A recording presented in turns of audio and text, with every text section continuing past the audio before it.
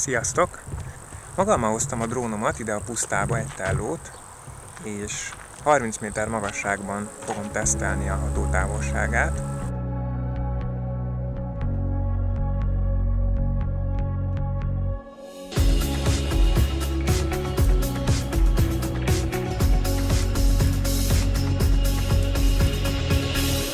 És itt azt fogom kipróbálni, hogy ebben a magasságban milyen messzire lehet még vele eljutni, anélkül, hogy megszakadna a wifi kapcsolat.